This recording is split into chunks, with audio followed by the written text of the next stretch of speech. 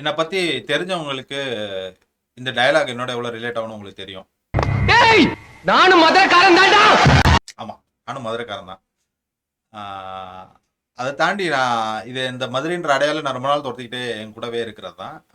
நான் கல்லூரி படிக்கிற காலத்துல இருந்து வேலைக்காக வெளியூர் வந்தாலும் சரி, நான் எங்க போனாலும் சரி, நான் பேசின ஒரு 2-3 நிமிஷத்துல, அதிகபட்சம் போனா ஒரு 5 நிமிஷத்துல, நீங்க மதுரையா அப்படின்ற கேள்வி தான் எனக்கு அடுத்த கேள்வியாவே அவங்க வைப்பாங்க. அது அது ஏன் எப்படின்றது எனக்கு தெரியல, பட் அதான் நடந்துட்டு இருக்கு. அதை தாண்டி நான் நிறைய பேர்கிட்ட எனக்கும் அந்த ஒரு பழக்கம் இருக்கும். நீங்க எந்த ஊரு, நீங்க யாரு என்னன்றதை நான் கொஞ்சம் விசாரிப்பேன். அது சரியா தப்பானு தெரியல, எனக்கு அது ஒரு பழக்கம் ஆயிடுச்சு. நான் யாரா இருந்தாலும் அதை கேட்க ஆரம்பிப்பேன். அப்படி நான் கேட்கும்போது நிறைய பேர் வந்து மதுரை அப்படின்ட்டுருவாங்க. ஓ மதுரையா, மதுரையில் எங்க அப்படின்னு அடுத்த ஒரு கேள்வி வைக்கும்போது, மதுரை பக்கத்துல அப்படின்வாங்க. மதுரை பக்கத்துல எங்க அப்படின்னா கிட்டத்தட்ட ஊசலம்பட்டி இல்லை இந்த பக்கம் சிவகங்கை காரைக்குடின்ற அளவுக்கு ஒரு 100-150 கிலோமீட்டர் வர தூரம் இருந்தாலும் எல்லாருமே அங்கேருந்து இங்கே சென்னை பக்கம் வந்துட்டாங்க அப்படின்னா அது மதுரை தான். இதை நீங்களும் நிறைய பேர் ஃபேஸ் பண்ணியிருப்பீங்க. அது மதுரை ஒரு அடையாளமாக இருக்கிறது என்ன அப்படின்னா, எல்லாரும் ஒருமித்து சொல்லுவாங்க. ஈவன் வட இந்தியாவிலேருந்து வரவங்களோ இல்லை வெளிநாட்டிலேருந்து வந்தவங்களும் கூட சொல்கிற ஒரே ஒரு பெரிய முக்கியமான அடையாளம் மீனாட்சி கோயில்.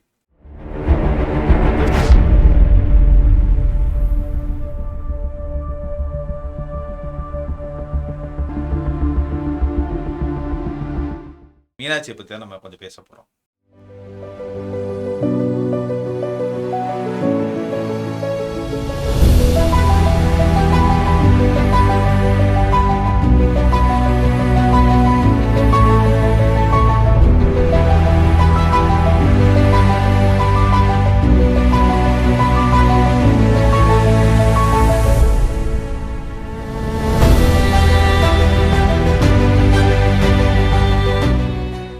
மீனாட்சி கோயில். நான் மதுரையிலேருந்து வந்திருக்கேன் அப்படின்னு சொன்னேனாலே நிறைய பேர் என்கிட்ட கேட்குற அடுத்த கேள்வி அதான். அது முக்கியமாக நிறையா வெளி மாநிலத்தில் இருக்கவங்களோட நான் தொழில் முறையாக பேசும்போதும் பழகும் போதும் அவங்க மீனாட்சி டெம்பிள் ரைட் அப்படின்வாங்க எடுத்ததும். இல்லாட்டி மீனாட்சி டெம்பிள்னு தெரிலனாலும் அட்லீஸ்ட் டெம்பிள் ரைட் அப்படின்வாங்க. ஆமாம், அதுக்கப்புறம் நான் மீனாட்சி கோயில்னு சொன்னதுக்கப்புறம் ஆமாம் அப்படின்னு சொல்லுவாங்க. ஸோ மீனாட்சி கோயில் அப்படின்றது அந்த ஊரோட ஒரு பெரிய அடையாளமாக இருக்குது. அப்போ மீனாட்சிக்குன்னு ஒரு கதை இருக்கணும்ல, மீனாட்சிக்குன்னு ஒரு வரலாறு இருக்கணும்ல, அது உண்மையான வரலாறு என்ன அப்படின்ற கேள்விகள்லாம் இருக்கு. அதை நம்மளால தோண்டி எடுத்து நம்மளால அதை சொல்ல முடியுமா அப்படின்றது தெரியல. ஆனால் ஒரு யூகங்களின் அடிப்படையில் இதெல்லாம் இருக்கலாம் அப்படின்றது தான் நம்ம அரைவ் பண்ணுறோம் வித் சம் ஃபேக்ட்ஸ். அதை தாண்டி முக்கியமாக புராண கதைகளுக்கும் உண்மையான வரலாறுக்கும் ஒரு பெரிய கேப் இருக்குது. ஸோ நம்ம புராண கதைகளை என்றைக்குமே சப்போர்ட் பண்ணுறதில்ல. புராண கதைகள் வட இந்தியாவிலேருந்து நம்மளுக்கு நம்ம மேலே திணிக்கப்பட்டது அப்படின்னு தான் நான் சொல்லுவேன். இருக்க முக்கால்வாசியான புராண கதைகள் அப்படி தான். இங்கே இருக்க கதைகளை உள்வாங்கி அவங்களோட சில அபரிவிதமான மேஜிக் வித்தைகளோட சேர்த்து அது புராண கதைகளாக நம்ம மேலே திணிக்கப்பட்டிருக்கு. அப்படி புராண கதைகள் என்ன சொல்லியிருக்கு, அது என்னவா இருந்திருக்கலாம் அப்படின்றத இந்த ஃபுல் சீரீஸில் பார்க்க போகிறோம். இப்போ இனிஷியலாக மீனாட்சி கோயில்னா என்னதுன்றதை பார்ப்போம். அதுக்கு முன்னாடி ஒரு சின்ன ஒரு கம்பேரிசன். ஏன் மீனாட்சி ரொம்ப ஸ்பெஷல் அப்படின்றதுக்கு ஒரு சின்ன ஒரு கம்பேரிசன். பொதுவாக நம்ம ஊரில் நிறைய இடங்கள்ல இந்த ஒரு வழக்கம் இருக்கும். அதாவது உங்கள் வீட்டில் யார் ஆச்சு, மீனாட்சியா சிதம்பரமா அப்படின்னு சொல்லி ஒரு கேள்வி இருக்கும். ஸோ இந்த மீனாட்சியா சிதம்பரமா அப்படின்றது என்ன அப்படின்னா, உங்கள் வீட்டில் உங்களோட ஒய்ஃப் வந்து முக்கியமாக ஆளுவாங்களா, இல்லை நீங்கள் ஹஸ்பண்ட் வந்து ஓங்கி இருப்பாங்களா, யார் ஆள்றாங்க அப்படின்ற கேள்வியோட அர்த்தம் தான் மீனாட்சியா சிதம்பரமா அப்படின்னு. இது மதுரை காலங்களுக்கு ரொம்ப சாதாரணமாக புழங்குற ஒரு வார்த்தை. வெளி மாவட்டங்களில் இருக்கவங்களுமே இதை ரொம்ப பயன்படுத்தியிருக்காங்க. ஏன் அப்படின்னா, சிதம்பரம்ன்றது ஒரு சிவன் கோயில், சிவனோட இது அப்படின்ற மாதிரியான ஒரு அடையாளமும், மீனாட்சின்ற இடத்துல மீனாட்சின்னு தான் இருக்குமே தவிர சிவன் அங்கே ஒரு சாமி இருக்காரு, சுந்தரேஸ்வரர், சொக்கநாதர்ன்ற பேர்லலாம் இருக்கு, பெயர்கள் இருக்கு. அப்படி இருந்தாலும் அது சொக்கநாதர் கோயில் இல்லை சுந்தரேஸ்வரர் கோயில் அப்படின்றத விட இன்ன வரைக்கும் மக்கள்கிட்ட அது ஒரு மீனாட்சி கோயில் தான். அதனால மீனாட்சியோட ஆதிக்கம் அங்கே அதிகமாக இருக்கும். மீனாட்சியோட ஆதிக்கம் இருக்கு அப்படின்னா அது வந்து பெண்கள் ஆதிக்கமாக இருக்கக்கூடிய ஒரு இடம் அப்படின்ற மாதிரியான ஒரு நான் இவ்வளோ சொல்றேன் மீனாட்சி பற்றி. மீனாட்சி ஆச்சியா சிதம்பரம் ஆச்சியா அப்படின்னு சொல்லும்போது அப்போ மீனாட்சிக்கு அவ்வளோ தூரம் முன்னுரிமை இருக்கா அப்படின்னா அது வழக்கத்தில் இருக்கே தவிர புராண கதைகள்ல அப்படி கிடையாது. புராண கதைகள்லாம் நம்ம எல்லாருக்குமே கொஞ்சம் ஓரளவுக்கு என்னோட வயசில் எனக்கு முன்னாடி பிறந்தவங்களுக்கும் ரொம்ப தெரிஞ்ச ரொம்ப பிடிச்ச படங்கள் ஒரு படமாக கூட இருக்கலாம். திருவிளையாடல்னு சொல்லி சிவாஜி கணேசன் நடித்த படம் இருக்கும். அதில் பார்த்தோம் அப்படின்னா அந்த திருவிளையாடல் ஃபுல்லாகவே சிவனோட திருவிளையாடல்னு சொல்லி சிவனோட கதைகள், அவர் வேற எங்கே போனார், என்னென்ன அவதாரம் எடுத்தார், யார் யாரை எப்படி கல்யாணம் பண்ணார் இப்படின்ற மாதிரியான கதைகள், யார் யாரை தோக்கடிச்சாரு அப்படின்னு நிறையா கதைகள் இருக்கும். அதில் மீனாட்சியோட கதையும் ஒரு சின்ன கதையாக வருமே தவிர அதுலேயும் கடைசியாக முடியும் போது சிவன் வந்து மதுரை ஆண்ட ஒரு பாண்டிய மன்னராக தான் முடிவார். மீனாட்சியை கல்யாணம் பண்ணி ஒரு பாண்டிய மன்னராக தான் முடிப்பாரே தவிர மீனாட்சிக்கான முக்கியத்துவம் அப்படின்றது புராண கதைகள் இருக்காது. அது எப்பவுமே இருந்ததில்லை, பெண் தெய்வங்களுக்கு இருந்ததில்லை. ஆனால் மீனாட்சியோட கதையில் சில ஸ்பெஷாலிட்டிஸ் இருக்குது. அந்த ஸ்பெஷாலிட்டிஸ் என்னன்றதை நம்ம இப்போ பார்க்க போகிறோம். அது புராண கதைகள் படி என்ன இருக்குன்றதான் பார்க்க போகிறோம். அதுக்கப்புறம் நம்ம கொஞ்சம் கொஞ்சமா அனலைஸ் பண்ணி அது என்னன்றதை நம்மளோட ஒரு அரைவலுக்கு கொண்டு வருவோம். அது சரியா தப்பான்றத நீங்களே முடிவெடுத்துக்கலாம். மீனாட்சி வந்து பொதுவா வந்து பார்வதியோட அவதாரமா சொல்லப்படுது. அதாவது சிவன் பார்வதி அப்படின்றதான். அவங்களுக்கு வந்து நிறைய பெயர்கள் இருக்கும். ஒவ்வொரு ஊர்லயும் ஒவ்வொரு கோயில்லையும் சிவனுக்கும் பார்வதிக்கும் வேற வேற பெயர்கள் வச்சு வேற வேற அவதாரன்ற மாதிரி இருக்கும். அது மதுரையை வந்து மீனாட்சியும் சொக்கநாதர் இல்ல சுந்தரேஸ்வரர் அப்படின்ற பெயர்கள்ல அவங்க வந்து வழங்கப்படுறதா சொல்றாங்க. ஸோ இப்போ பார்வதி யாரு அப்படின்ற ஒரு கேள்வி வரையில புராண கதைகள் படி பர்வதராஜன் அப்படின்றவரோட மகளா தான் பார்வதி அப்படின்றவங்க அறியப்படுறாங்க. பர்வதராஜன்னா மலைகளோட அரசன் அப்படின்ற ஒரு அர்த்தத்துல தான் அந்த பெயர் இருக்கு. அவரோட மகளா தான் பார்வதி அப்படின்றவங்க அடையாளப்படுத்தப்படுறாங்க. அதுல இன்னொரு முக்கியமான ஒரு விஷயம், அந்த கதைகளின்படி பார்வதியோட அம்மாவோட பெயர் வந்து மீனா அப்படின்ற பெயர் இருக்கு. இது நம்ம கடைசியா திரும்ப ரிலேட் பண்ணுவோம். பட் ஆனால் அவங்க அம்மாவோட பேர் வந்து மீனா அப்படின்னு குறிப்பிடப்பட்டிருக்கு. அது ரொம்ப பெருசா வெளியே தெரியறது இல்லை. பட் பர்வதராஜாவோட மகள் தான் பார்வதி அப்படின்றதான் இருக்கு. மீனாட்சி வந்து பார்வதியோட ஒரு அவதாரம் அப்படின்ற மாதிரி சொல்லிதான் இந்த கதைகள் எல்லாமே தொடங்க ஆரம்பிக்குது. அப்ப பார்வதியோட அல்லது பார்வதியோட அவதாரங்களோட முக்கியமான குறிக்கோளா என்ன இருக்கு அப்படின்னா, அவங்க பிறந்து சிவனை வந்து எப்படியா தேடி பிடிச்சி கல்யாணம் பண்ணணும் அப்படின்றதா இந்த புராண கதைகளோட முடிவா இருக்கும். எங்கேயா இருந்தாலும் அவங்க எங்கேயா ஒரு இடத்த பிறந்திருப்பாங்க. அவங்களோட வாழ்க்கையின் ஒரே லட்சியமா என்ன இருக்கும் அப்படின்னா, சிவன் அப்படின்றவரை கண்டுபிடிச்சு அவரும் ஒரு கேரக்டரா இருப்பார், அவரை கல்யாணம் பண்ணணும், இதுதான் இருக்கும். ஆனா மீனாட்சியோட கதையில அது கொஞ்சம் டிஃப்ரெண்டா தான் இருக்கும். இப்பதான் ரீசெண்டா மதுரையில திருவிழா நடந்து முடிஞ்சது. சித்திரை திருவிழான்னு சொல்லுவோம். அது எங்களோட ஊர் திருவிழா. நானும் ஊருக்குலாம் போயிட்டு வந்தேன். மதுரைக்காரங்க அவ்வளோ ஈஸியா அதை மறக்க மாட்டோம். வருஷம் வருஷம் இருக்க ஒரு பெரிய கொண்டாட்டம். அதுலயுமே பார்த்திருப்பீங்க, பட்டாபிஷேகம் நடக்கும். அதாவது மீனாட்சி வந்து மதுரையோட அரசியா முடிசூடப்படுவாங்க. அதுக்கப்புறம் அதுக்கு அடுத்த நாளே திக்விஜயம் அப்படின்னு நடக்கும். அதுக்கப்புறம் தான் கல்யாணம் நடக்கும்.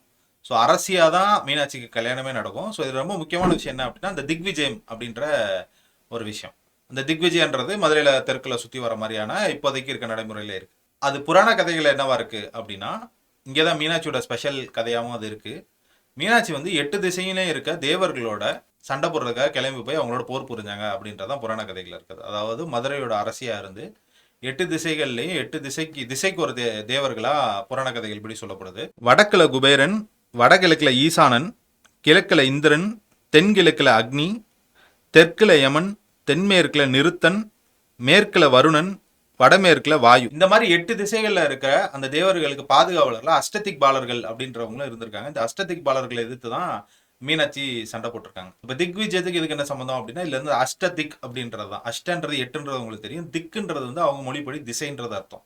அதைத்தான் திக் விஜயம் அப்படின்றாங்க. நம்ம ஜெயம் அப்படின்றது தமிழ்ல வெற்றின்னு சொல்லுவோம். அப்ப விஜயம்ன்றது ஒரு பயணம் அப்படின்ற மாதிரி நம்ம வச்சிருக்கோம். அது வெற்றி பயணமா கூட இருக்கலாம், எனக்கு அது தெரியல. பட் ஆனா அந்த திக் விஜயம்ன்றது திசைகளுக்கான பயணம். அஷ்ட திக்பாலர்களை எதிர்த்து அவங்க சண்டை போட்டதுனால அது வந்து 8 திசைக்கான ஒரு பயணமா அந்த 8 பேரையும் அவங்க வீழ்த்தடாங்க அப்படின்றதான் புராண கதைகள் படி சொல்லப்படுது. அது மீனாட்சி அம்மன் கோயில்ல படங்களாவும் வரைஞ்சு வச்சிருக்காங்க. இந்த 8 பேரையும் தோக்கடிச்ச மீனாட்சி கடைசியா உங்களோட ஹெட் இமயமலையில இருக்க சிவனை நோக்கி போறாங்க அப்படின்ற மாதிரியும் கதை இருக்கு.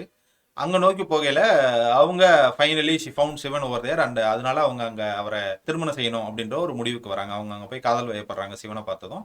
அவங்களுக்கான கல்யாணம்லாம் நடக்குது. அதை பத்தி நம்ம அடுத்தடுத்த பகுதிகளில் பேசுவோம். இங்க முக்கியமான விஷயம் என்ன அப்படின்னா, மீனாட்சி வந்து மற்ற அவதாரங்கள் மாதிரி தவம் இருந்து சிவனை கல்யாணம் பண்ணணும் அப்படின்றதுன்னு இல்லாம போர் புரிஞ்சு மற்ற அவங்களெல்லாம் அடிச்சுதான் இது பண்ணியிருக்காங்க. இதுல நிறைய விஷயங்கள் இருக்கு, நம்ம என்ன டீட்டெயிலா பேசுவோம். பட் இந்த மாதிரி போர் புரிஞ்ச பார்வதி அவதாரமா இருந்து எல்லாருமே வெறும் தவம் செஞ்சு சிவனை கல்யாணம் பண்ணாங்களா, வேற யாருமே இந்த மாதிரி சண்டை செய்யலையா அப்படின்னு பார்த்தோம் அப்படின்னா செஞ்சிருக்காங்க. துர்கை அப்படின்ற ஒரு பெண் தெய்வத்தையும் இங்க குறிப்பிட வேண்டியது இருக்கு. துர்கையும் வந்து இந்த மாதிரியான போர் செஞ்சதா சண்டை போட்டதா ஒரு வரலாறு இருக்கு. அவங்களும் பார்வதியோட அவதாரமாகவும் பார்க்கப்படுது. பட் ஆனா இங்க மீனாட்சிக்கும் துர்கைக்கும் இல்ல மற்ற ஆண் கடவுள்களுக்கும் உள்ள பெரிய வித்தியாசம் என்ன அப்படின்னா, துர்கையா இருக்கட்டும், மற்ற ஆண் கடவுள்கள் சிவனா இருக்கட்டும், பெருமாளா இருக்கட்டும், பெருமாளோட அவதாரங்களா இருக்கட்டும், பெருமாள் சொல்லலாம், விஷ்ணுவோட அவதாரங்களா இருக்கட்டும், சிவனோட அவதாரங்களா இருக்கட்டும், முருகன், இவங்க சொல்லப்படுற புராண கதைகள்ல இருக்கல முருகனா இருக்கட்டும், இவங்க எல்லாருமே வந்து அசுரர்கள்ல தான் சண்டை போட்டு ஜெயிப்பாங்க. எங்க போனாலும் தேவர்களுக்கு அசுரர்களோட ஏதோ ஒரு பிரச்சனை இருக்கும். அது ராவணன்ல ஆரம்பிச்சு சூரன் வரைக்கும் எல்லாருமே தேவர்களுக்கு எதிர்த்து நிக்கிற அசுரர்களை போய் கொல்றதா அவங்களோட கதையா இருக்கும். நான் மீனாட்சி மட்டும்தான் தேவர்களை எதிர்த்து சண்டை போடுறாங்க. இது எந்த கடவுளுக்குமே இல்லாத ஒரு கதையா இருக்கு. அது ஏன் அப்படின்னா, மேபி அந்த புராண கதைகளை அவங்க மாற்றம் செய்யும் போது இது அவங்களால மாற்றவே முடியாத ஒரு சுச்சுவேஷன் ஆயிடுச்சா என்னன்றது எனக்கு தெரியல. பட் ஆனா மீனாட்சி மட்டும்தான் இந்த கடவுள்கள்லயே தேவர்களை நோக்கி போர் எடுத்து போய் அவங்களால ஜெயிச்சதா அவங்க புராண கதைகளே குறிப்பிடப்பட்டிருக்கு. இதுதான் மீனாட்சிக்கு இருக்க ஒரு ஸ்பெஷல். பட் இது எல்லாமே நான் சொன்னதும் ஒரு புராண கதை தான். அப்போ மீனாட்சின்றது யாரு, இது எப்படி உருவாச்சு, இந்த புராண கதைகளுக்குள்ள அவங்க ஏன் போனாங்க, அந்த மாதிரியான விஷயங்கள்லாம் நம்ம இனிமேல் அடுத்தடுத்த பகுதிகளில் பார்ப்போம். நன்றி.